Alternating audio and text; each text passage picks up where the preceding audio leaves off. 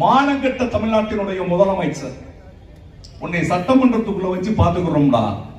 நாங்க என்ன கோமாளி பைகளை நினைச்சுக்கிட்டு இருக்கிற? சட்டமன்றத்தை பூட்டுவானா? பூட்டினா உனக்கு எலும்பு இருக்காது, உடைச்சிட்டு தான் உன்னை அடிப்பு விடுவானா.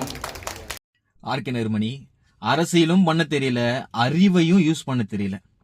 என்னது எலும்பை ஒடிச்சிருப்பீங்களா? அன்னைக்கு உங்களை அரெஸ்ட் பண்ணல அப்படின்னாக்கா நாங்க உங்க எலும்பை எண்ணிருப்போம்.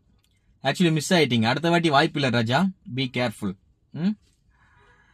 ஆட்சியிலும் அதிகாரத்தில் இல்லாமையே மாண்புமிகு முதலமைச்சர் சி ஜோசப், தமிழ்நாடு சிஎம் ஆகிய தளபதி விஜயன் அவர்களே ஆட்சியிலும் அதிகாரத்தில் இல்லாமே நீங்க இவ்வளவு தைரியமா திம்மரா பேசுறீங்க அப்படின்னாக்கா ஆட்சியிலும் அதிகாரத்திலும் இருந்தப்போ மக்களை என்னென்ன பேசியிருப்பீங்க, என்னென்ன பாடுபடுத்திருப்பீங்க.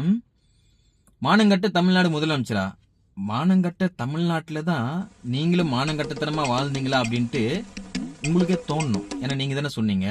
அதான் சிஎம் சார் அவர்கள் பேய் அடிச்ச மாதிரி உட்காந்துட்டு இருக்காராம் சட்டசபையில. சிஎம் சார் பேய் அடிச்ச மாதிரி உட்காந்துட்டு இருக்காரு அப்படின்னாக்கா